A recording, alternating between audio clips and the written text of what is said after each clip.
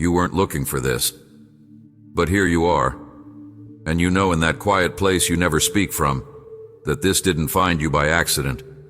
Before the calendar turns to 2026, before this year closes its final chapter, there is a word that must settle in your spirit. A word meant for you, and for the particular ache you carry.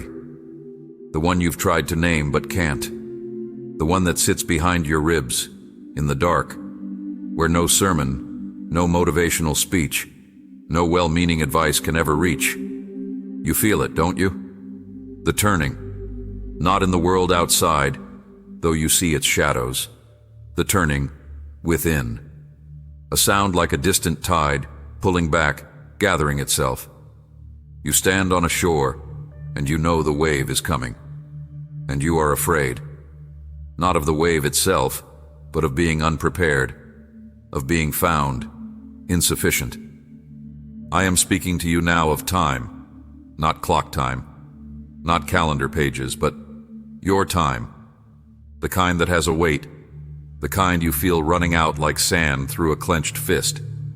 You've felt it this past year, a strange urgency with no clear direction, a series of endings that made no sense, doors that didn't just close, they sealed, paths that didn't just fade, they vanished. And you stood there asking why, into a silence that seemed indifferent. That silence was not indifference. It was the stillness before a fundamental change. A change so deep, it requires an emptying first. I had to create space in you. And when you would not willingly let go of what was familiar, even if it was hurting you, even if it was holding you back, the choice was made for you. The ending was arranged. The separation was permitted. You called it loss. You called it failure. You called it abandonment. I call it preparation. Before 2026, you must understand this. What died in your life did not die to punish you. It died because it was not equipped to survive in the new atmosphere I am bringing you into. It was a breath you could only hold for so long. Now you must learn to breathe a different air, an air of purpose that feels for now like a vacuum. That pressure in your chest, that is not anxiety.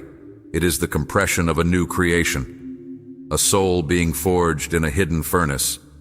You are being remade, not repaired. And the process is silent and dark, and it feels to you like being forgotten. You are not forgotten.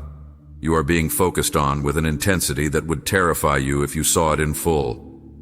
Every sleepless night, every tear shed alone, every whispered, "How much longer?" has been heard, noted, and woven into the fabric of what comes next. The world will speak of new years, new resolutions, new beginnings. But I am speaking to you of a foundation. Before you can build what is coming, you must see the crack in the stone you've been standing on. The crack is the lie you believed about yourself. That you are too damaged to be used. That you are too far behind to catch up. That your quiet life does not matter in the grand scheme. That your sin, your past, your struggle disqualifies you from a future of meaning. That crack is why the ground has felt unsteady. Before 2026, this must be addressed, not with a frantic effort, but with a surrendered truth. In the quiet of these coming days, I will show it to you. I will bring to the surface what you have buried, not to shame you, but to sever its hold. The time for hidden wounds is ending. The age of carrying old pain in secret is over. A new season cannot grow in soil poisoned by unspoken things. So this is the urgency. The tide is pulling back. You have this moment, this sacred, pregnant pause, to walk down to the shore and look, to see what the receding waters have revealed, the wreckage, the treasure, the truth. Do not fear the exposure. It is my mercy. This message found you because you are one of the ones being summoned to deeper ground. You are being prepared not just to weather a shift, but to anchor it. But first, you must allow the silent struggle to finally speak. You must listen to what your pain has been trying to say. This is not a general warning for the masses. This is a specific summons for a heart I know by name. The next part requires courage. It asks you to look at what you've been ignoring, the signs you missed, the warnings you dismissed in your own life. You have been watching the signs, but you have not wanted to read them. They were not written in the sky for crowds to see. They were etched into the private moments of your life. The recurring dream you couldn't shake. The sentence in a book that felt like it was underlined just for you. The stranger's casual comment that struck you like a bell. The hollow feeling in a moment of achievement. The strange sense of recognition in a place you'd never been. You noticed them. And then you chose, deliberately, to look away. You called it coincidence. You dismissed it as your imagination. You buried it under noise and busyness because to acknowledge it would be to accept a terrifying truth. That I have been speaking. Directly. To you. And if I am speaking, then I am also listening. And if I am listening, then every thought, every whispered secret, every buried shame is heard. It is easier to believe in a distant God, a concept, a force, a vague sense of benevolence in the universe. It is much harder, much more intimate to be known, to be seen in the unguarded, uncurated truth of your soul. The signs were invitations into that intimacy, and they frightened you. So you let them pass like landmarks on a road you were speeding down, promising yourself you'd circle back later. But time, your time, does not circle back. Now, remember the warnings. They were softer, but more persistent. A growing discomfort in a situation that looked right on the outside. A quiet voice saying, "Leave," when everything logical said, "Stay." A relationship that required you to shrink yourself smaller and smaller. A career path that fed your wallet, but starved your spirit. A compromise that started as a tiny crack and became a canyon in your integrity. You felt the warning in your body before you let it form in your mind.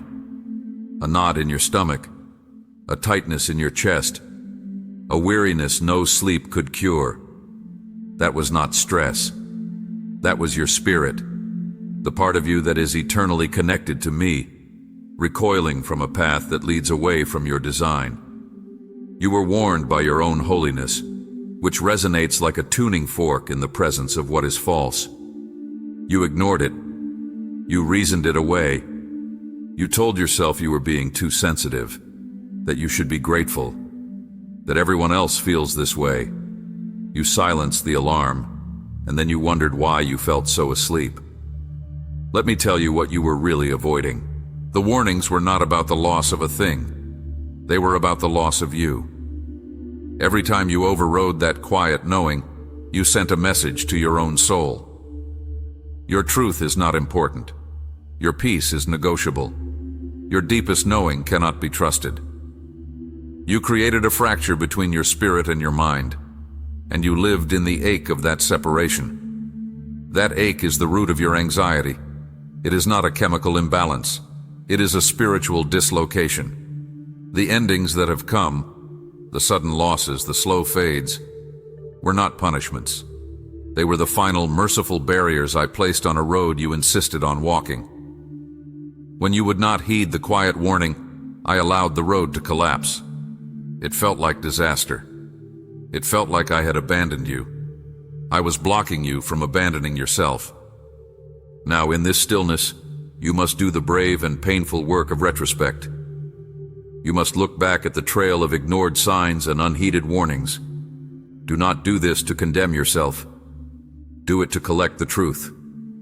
I am with you in this review, not as a judge, but as a guide, pointing to the moments where love tried to reach you, and you chose fear, where clarity tried to find you, and you chose fog.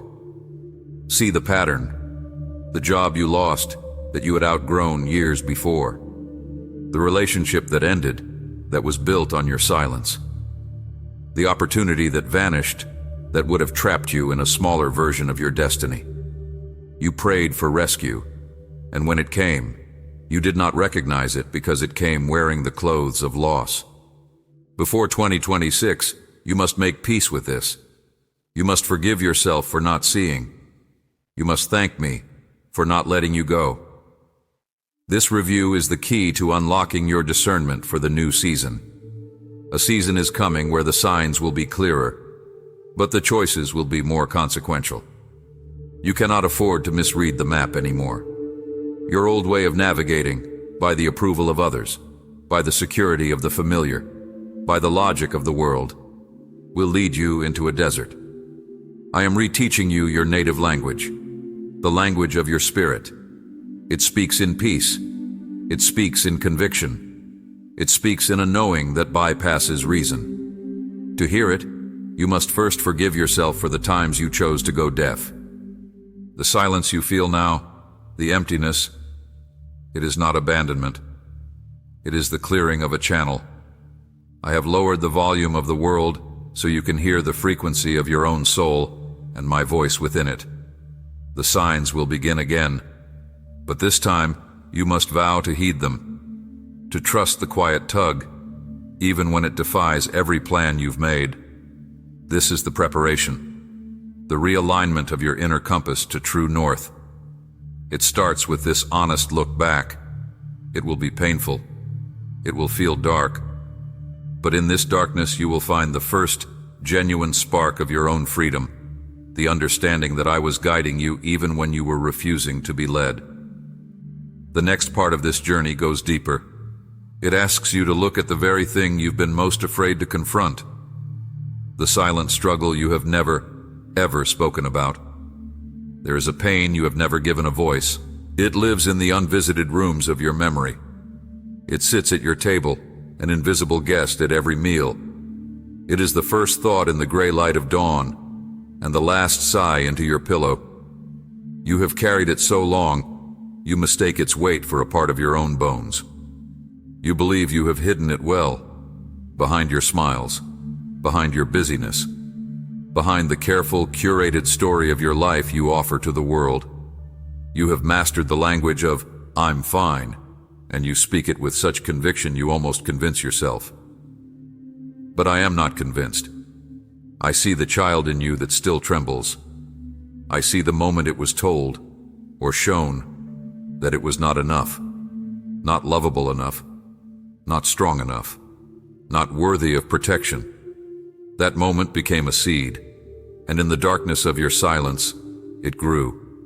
Its roots are now wrapped around your worth. Its branches cast a shadow over every good thing you try to receive. This is your silent struggle. It is not the struggle with circumstance, though it wears those clothes. It is the struggle with a lie you agreed with. You agreed that you were what they said you were. You agreed that the violation was about your value. You agreed that the abandonment was your fault. You agreed that to be loved, you must be perfect. And since you could not be perfect, you settled for being useful or invisible. You have been fighting a war in a soundproof room. No one hears the battles. The daily onslaught of, "You are not." The skirmishes with shame over a past you cannot change. The trench warfare of loneliness in a crowded room. You are so exhausted from fighting in silence that you have begun to believe the war is you, that the pain is your identity. Let me speak truth into the soundproof room. That ache is not your identity. It is a signal. It is the most powerful proof of your spirit's integrity.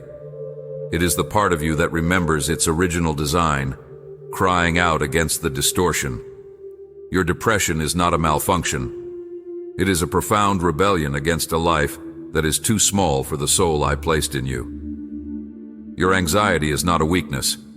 It is the terror of a caged creature, feeling the walls of its prison, sensing a storm coming that will either shatter the cage or bury it forever. You think your struggle disqualifies you. I tell you, it is the very qualification for what I am doing next. I do not work with whole, polished stones. I work with fractured ones.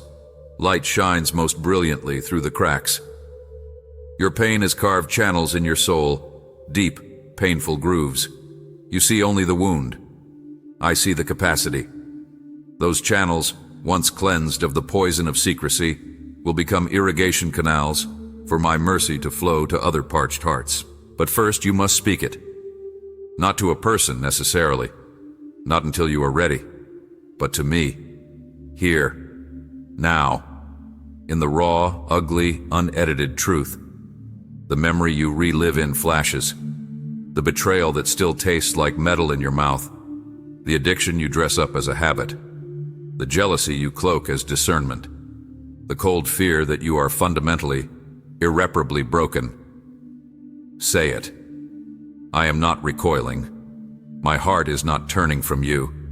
It is breaking toward you. Your silence has been a wall between us, and you believed you were the wall, that your pain made you untouchable. The opposite is true.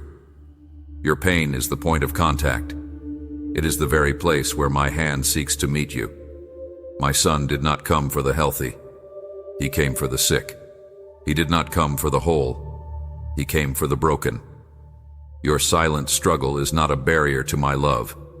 It is the reason for it. You have been waiting to heal before you approached me. You must approach me to heal. Before 2026, this hidden thing must be brought into the light of my presence. Not the harsh light of judgment, but the gentle, surgical light of truth. This is not an exposure for shame. It is an exorcism of shame. The enemy of your soul has thrived in the darkness of your unsaid things.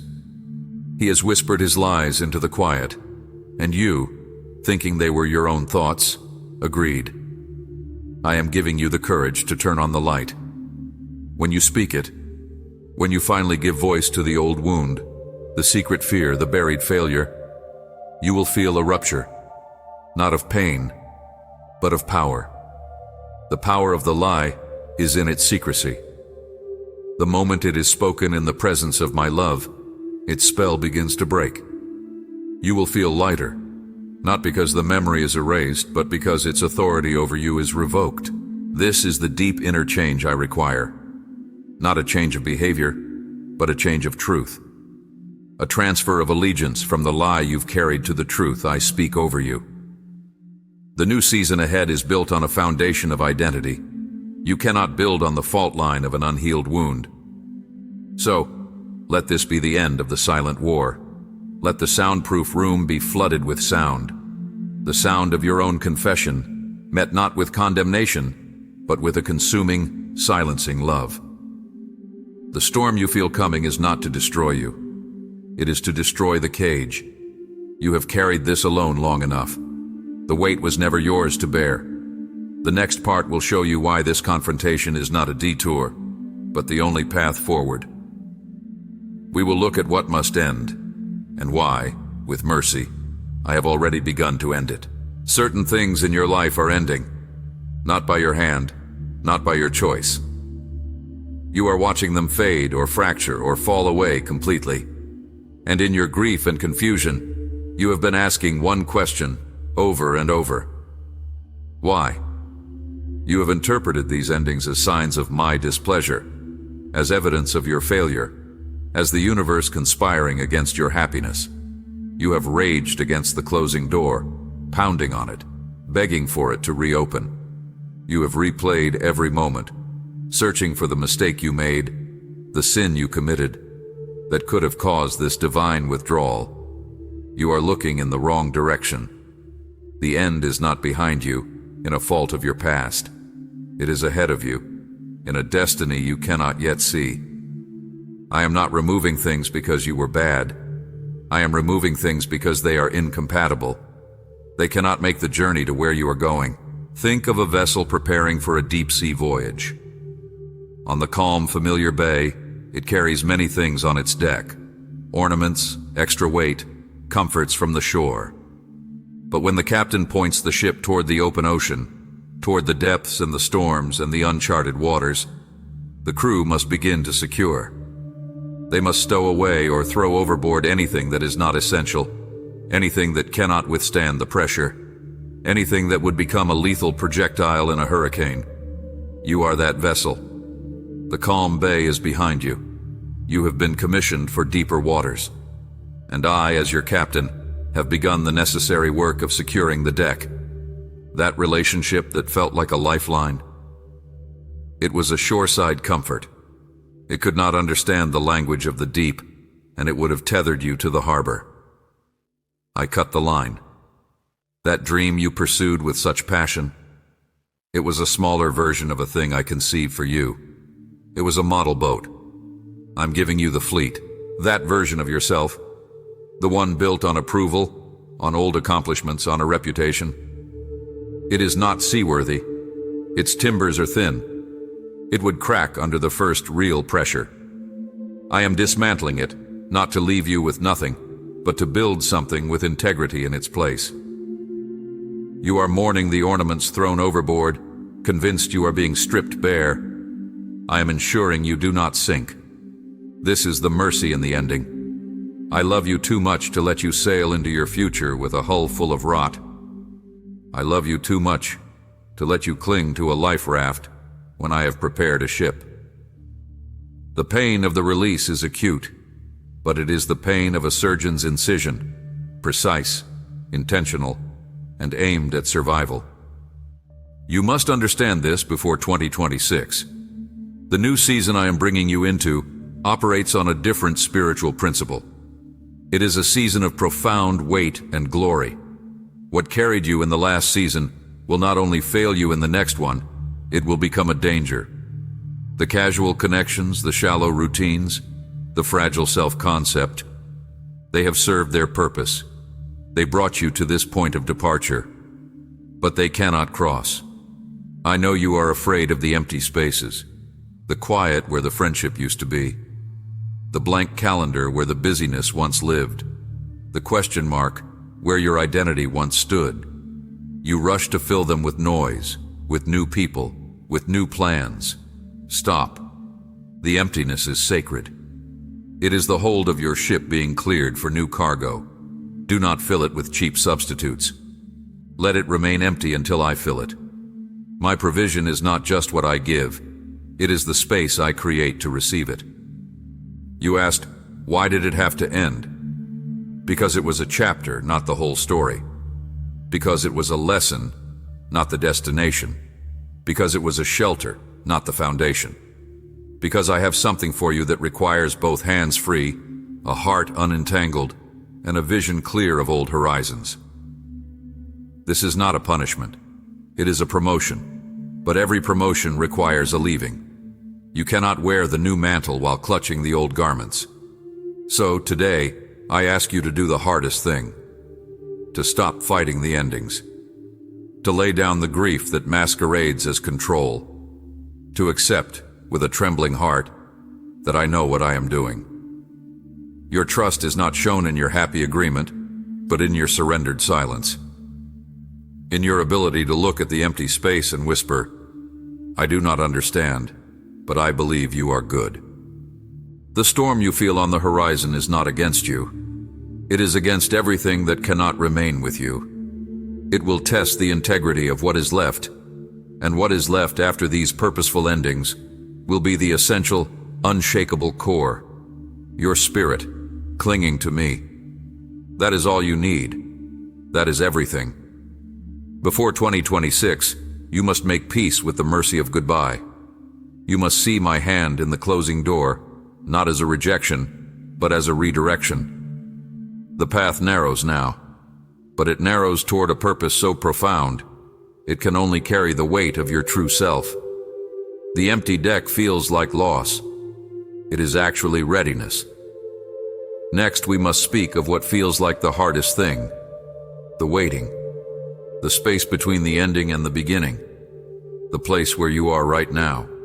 You are in the in-between. The ending is clear. The beginning is not. You have obeyed. You have released. You have allowed the severing. And now you stand on a stretch of bare ground, under an open sky, waiting for a sign of what comes next. And you feel nothing. No pillar of cloud by day, no pillar of fire by night, no voice from the heavens, just the silence, stretching out in every direction. And in that silence, the old questions return, louder now. Did I hear you wrong? Did I make a mistake? Have I been abandoned here? This is the crucible of trust, not the dramatic struggle of letting go, but the quiet agony of staying gone, of not running back to Egypt when the wilderness seems endless, of not building a monument out of the rubble just to have something to do. You are in the most sacred and difficult phase of all, divine preparation. I have not left you in the waiting. I have positioned you in it. This emptiness is not a pause in my plan. It is the plan. You are being unmade from one thing, and the space between is necessary for the remaking. A builder does not begin a new structure on an old, compromised foundation. He clears the site, he surveys the land, he tests the soil, he waits for the right materials. The clearing and the waiting are not idleness.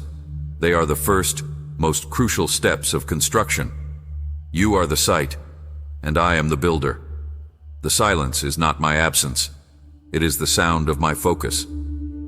I am working on the deep, invisible things, the foundations of character, the bedrock of faith. These are not built in the noise of activity, but in the quiet of dependency. You are learning to receive from me, not from the world. You are learning to be led by stillness, not by striving. I know the pressure you feel, the internal clock screaming that you are falling behind. The fear that everyone else is moving while you are stuck. Look around. The race you think you are losing is not your race. The timeline you are measuring yourself against is not mine. I am not slow. I am precise. Every prophet, every king, every heart I have ever used spent crucial time in the in-between, in a desert, in a prison, in a cave, in a season of obscurity that felt like a burial. It was there, stripped of all distraction, that they found a truth that could not be found in palaces. That I am enough. That my timing is perfect. That my presence is the promise. That is what this wait is for, to reduce you to me. Before 2026, you must settle this in your spirit. Your worth and your readiness are not defined by your productivity. Your value is not accruing interest in a heavenly bank account based on your output. You are being prepared, and preparation often looks like nothing happening. It is the root growing downward in the dark, unseen, so the tree can eventually withstand the wind. Do not despise this season of seeming inactivity. It is where I do my most profound work. I am detoxifying you from the poison of human approval. I am weaning you off the adrenaline of constant motion. I am teaching your hands to be open, not clenched in effort. When you feel the anxiety rise, the urge to force a door, to manufacture an opportunity, to settle for a substitute, I want you to see it for what it is, a temptation to abandon the process, to birth an Ishmael when I have promised an Isaac, to build something good that is not the God thing. Stay. Still. Wait. The waiting is where you learn to distinguish my voice from the voice of your own fear and ambition. It is where your faith shifts from a theory to a marrow deep knowing. The new season will require a faith that cannot be shaken, because it was forged in the silence where there was nothing else to hold on to. So, let go of the timeline. Surrender the need to know. The map for the next leg of your journey will not be given until you have learned to trust the mapmaker in the wilderness. Your when is in my hand, and it is sealed with perfect love for you. This is not a holding pattern. It is a deepening. The blank page before you is not a sign of my forgetfulness.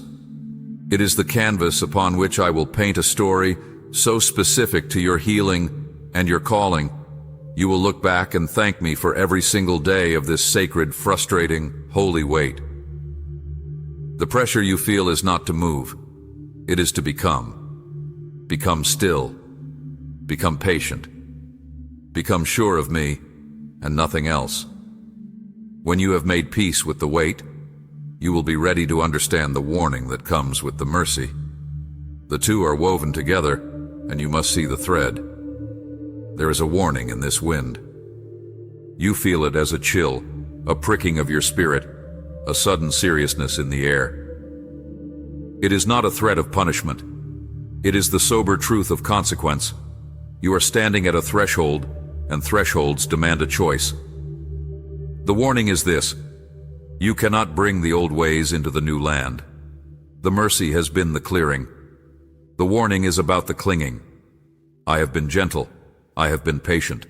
I have loosened the old structures from your hands, finger by reluctant finger. But now you approach a line in time, a spiritual border. To cross it while holding on to what I have declared incompatible is to invite a crisis. Not from my anger, but from the sheer, immutable physics of spirit. Light and darkness cannot occupy the same space. The new wine will burst the old wineskins. The warning is for your protection. It is the sign before the cliff edge.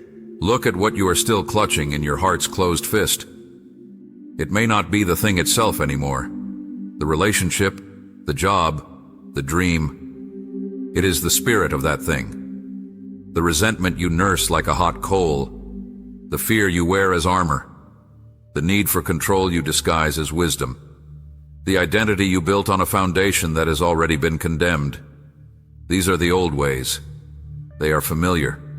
They feel like a part of you. To release them feels like a kind of death. And so, you have been negotiating. I'll follow you, but I'll keep this one bitterness for safety. I'll step into the new, but I'll keep my old methods of manipulation just in case. I'll believe your love, but I'll withhold forgiveness from them as a justifiable fee. This is what you must hear before 2026. The border ahead is a filter.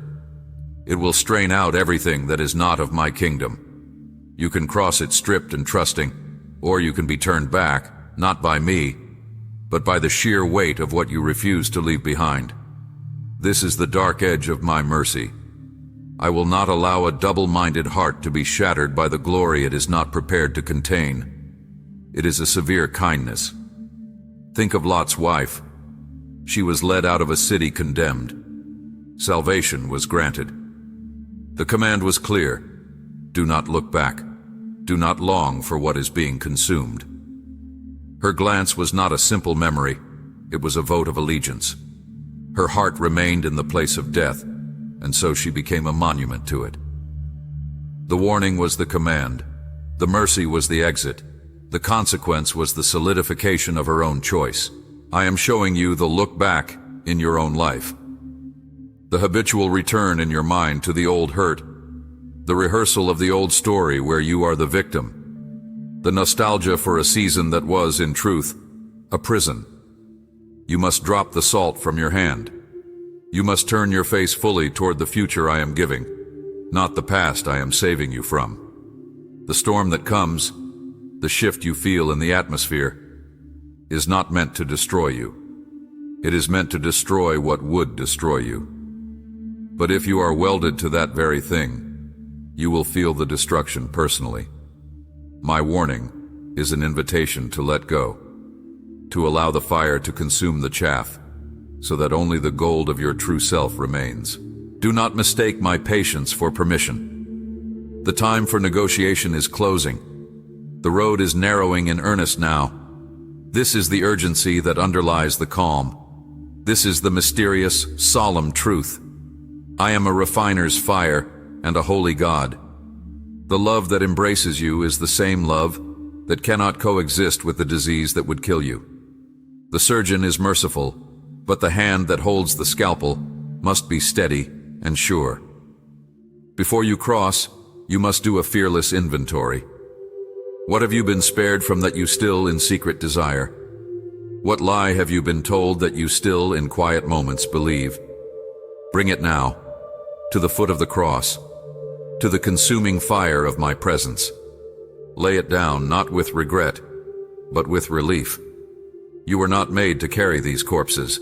The warning is love's final plea before the transition. The mercy is that you are being told at all. Many sleepwalk into consequence. You are being awakened. You stand between the mercy and the warning, held by one, beckoned by the other. The choice is yours. But know this. The new land is one of profound clarity. There is no fog there. What you bring, you will see with stark honesty. Bring only what can survive in the light. This is the culmination of the preparation, the final surrender. From this point of release, we can finally speak of hope. Not a vague wish, but a solid, unshakable direction. Hope is not a fragile wish. It is a spine. It is the internal architecture that allows you to stand upright when the pressure comes. You have mistaken it for a feeling, a fleeting warmth, a temporary lift. You have waited for it to arrive like weather, and when the skies of your soul have remained gray, you have assumed hope was lost. I am here to rebuild your hope, not as an emotion, but as a knowing etched into the very substance of your being. Look back, not with the longing of Lot's wife, but with the eyes of a geologist reading stone. See the strata of your life. See the layers of pain, the seams of joy, the fractures of loss. Now, see the thread, the thin, golden, unbreakable line that runs through it all. It was there in the moment. You were spared, without knowing why. It was there in the coincidence that was not a coincidence.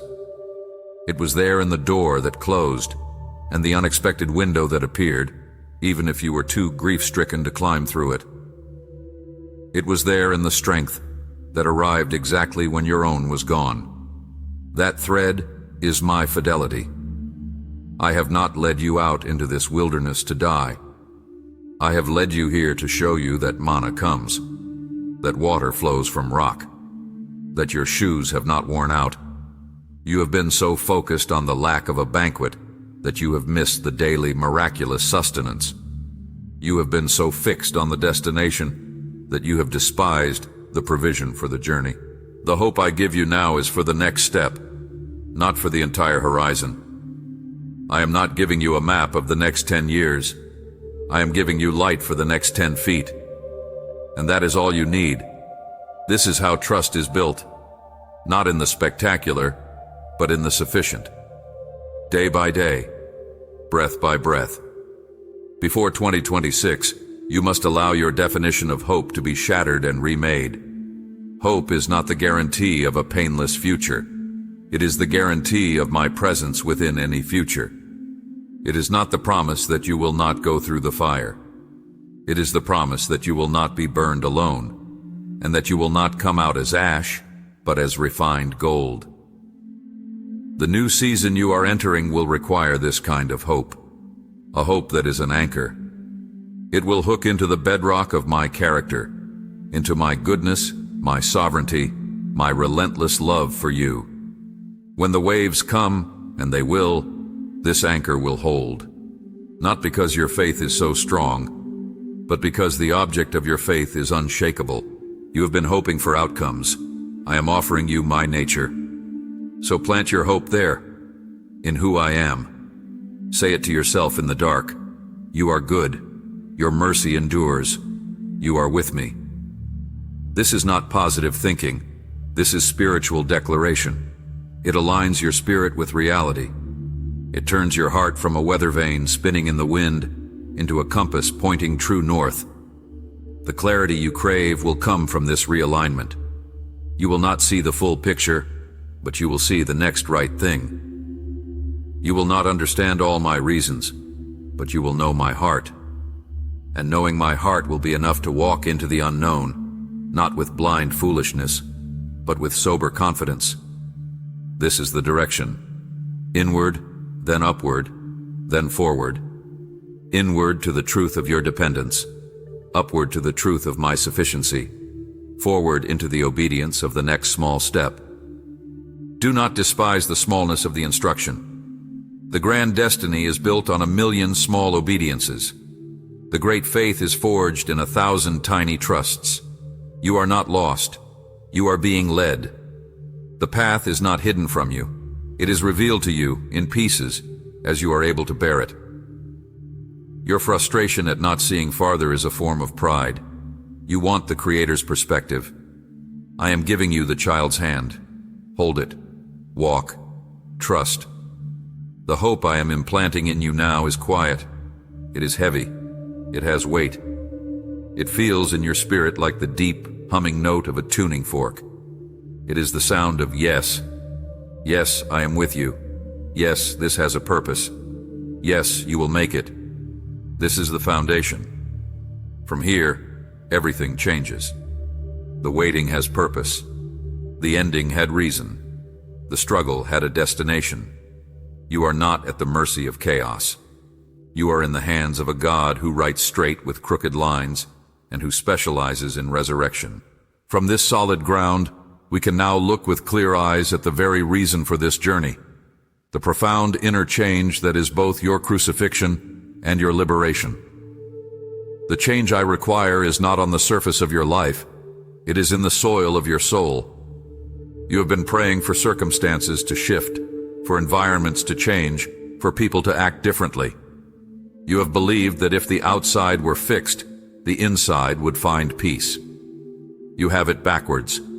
The upheaval you have endured, the waiting you have suffered, the stripping you have experienced, all of it has been to prepare the soil, to break up the fallow ground, to expose the rocks and the roots that have limited your growth for decades. This is the inner change, the transfer of your trust from the visible to the invisible. You trust in a paycheck, a relationship, a plan, a political climate, a healthy body, a stable mind. These are not bad things, but they are shifting sands.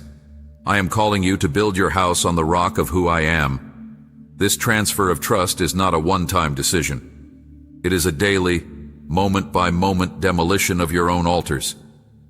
That anxiety you feel, it is the alarm that sounds when you are trusting in something that can fail.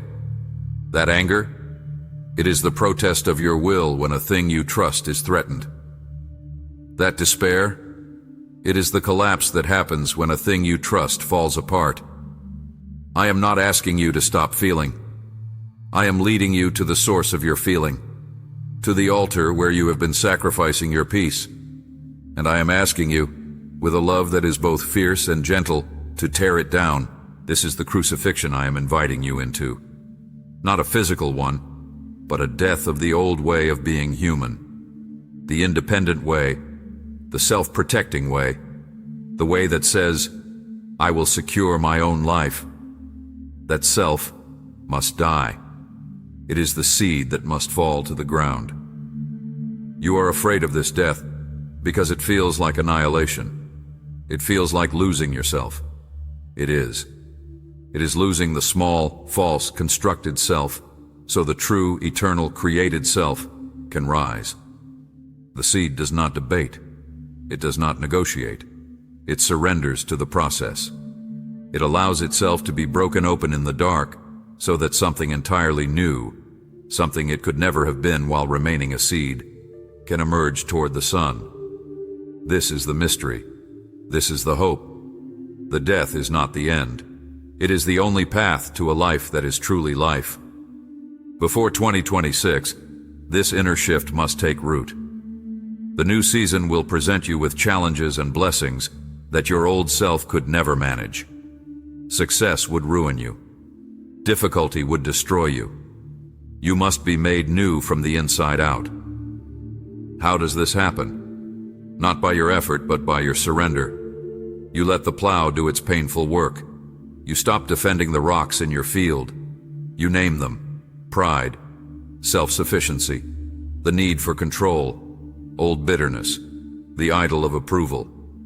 You let the tool of my spirit and the circumstances I have allowed break them up. It is painful. It is humiliating. It feels like failure. It is the beginning of your freedom.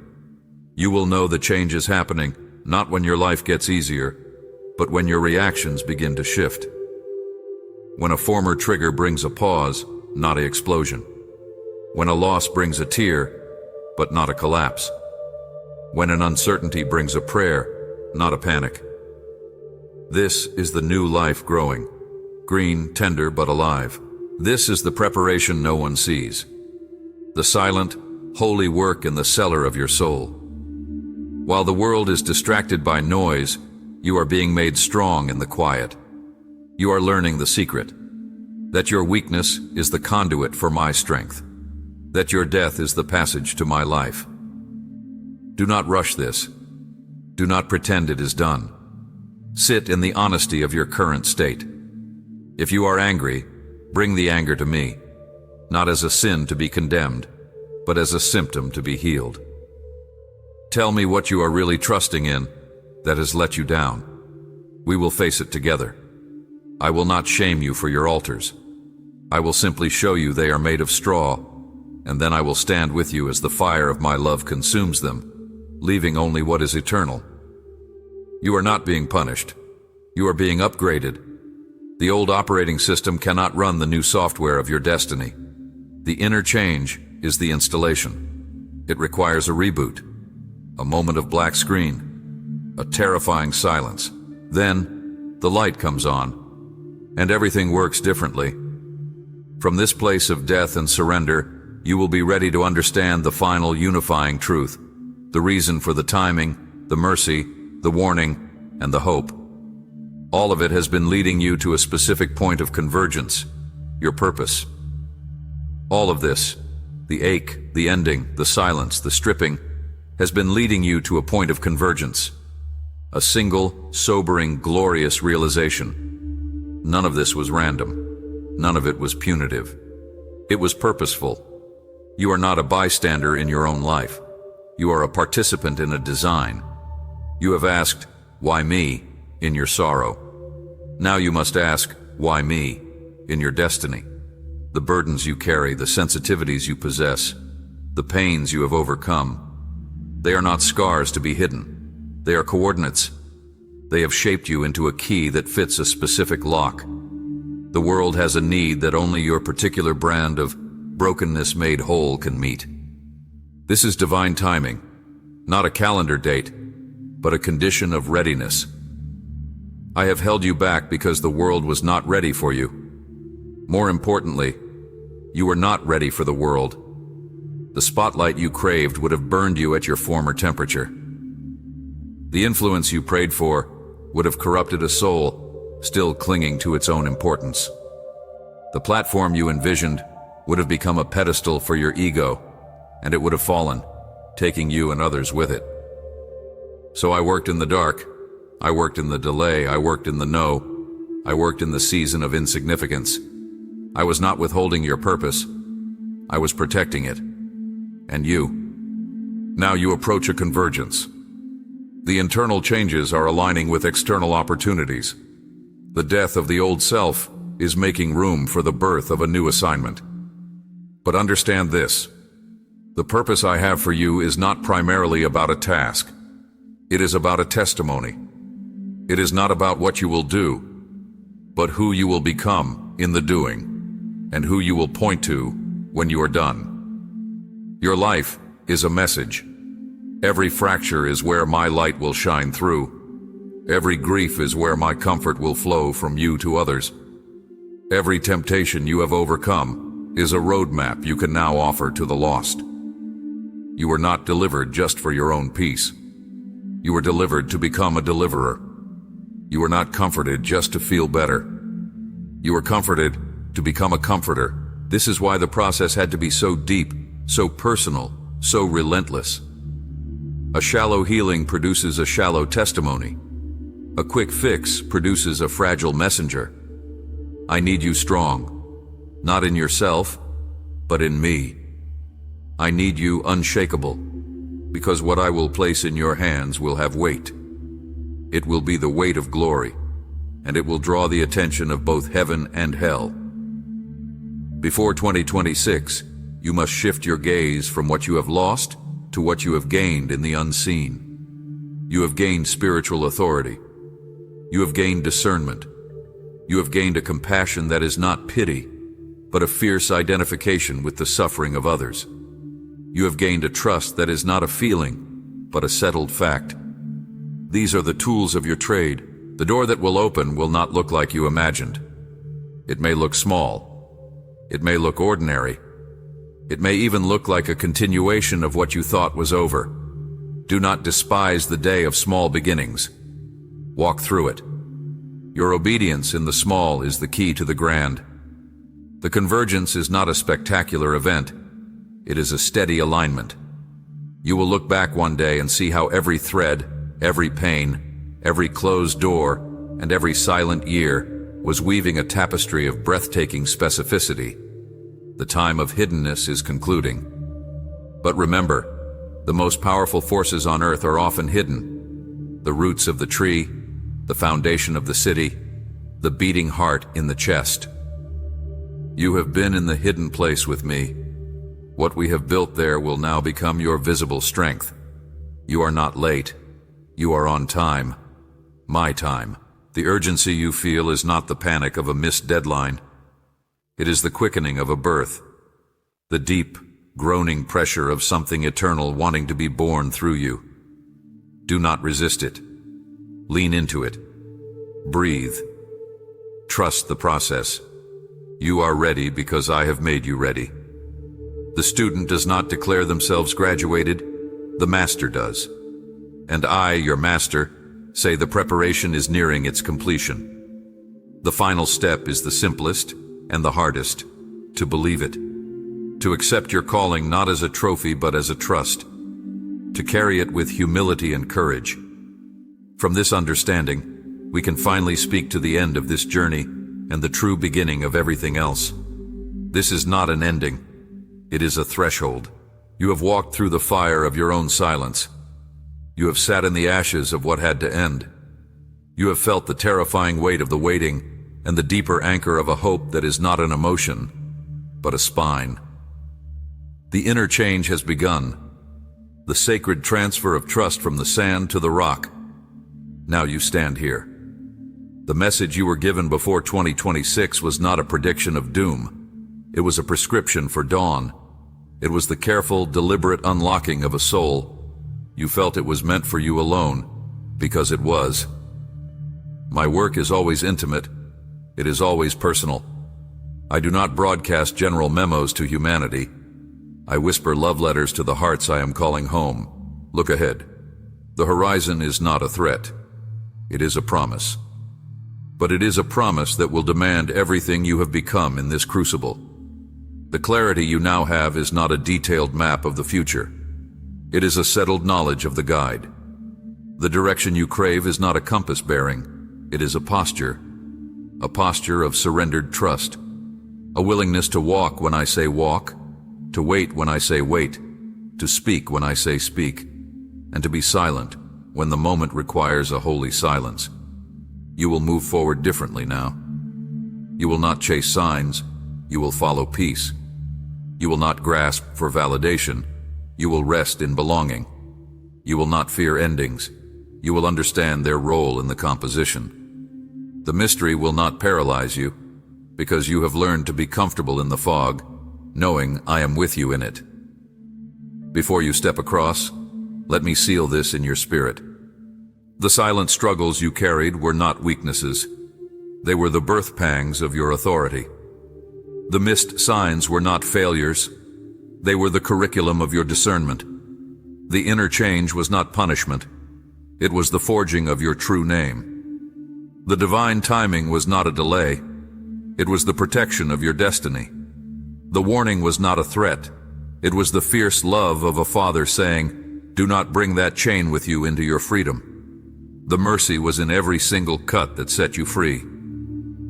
You are not who you were when this began, and you are not yet who you will be, but you are ready.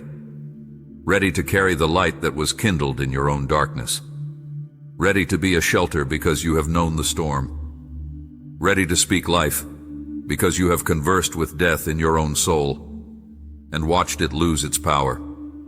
So, walk into 2026 not with a resolution, but with a resurrection. Not with a plan, but with a person. My spirit goes before you, beside you, within you. The same tide you felt pulling back is now gathering into a wave of purpose. Do not run from it. Do not stand and fear it. Turn toward it.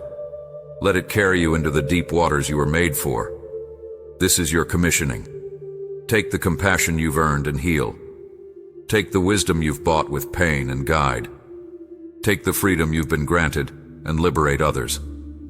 The world is waiting for the version of you that only this journey could have created. Do not look back. Do not collect souvenirs from your prison. Leave the salt pillar of regret behind. Your future is before you, and it is infused with my presence. It will not be easy, but it will be good. It will be meaningful. It will be used. You are seen. You have always been seen. You are known. You have always been known. You are loved with an everlasting love that has orchestrated every moment of this painful, beautiful redemption. Now go. Step across the threshold with a quiet heart and a courageous spirit. The year ahead is not a mystery to be solved. It is a story to be lived with me. The message is complete. The warning has been given. The mercy has been poured out. The hope is secure. You are ready. Amen.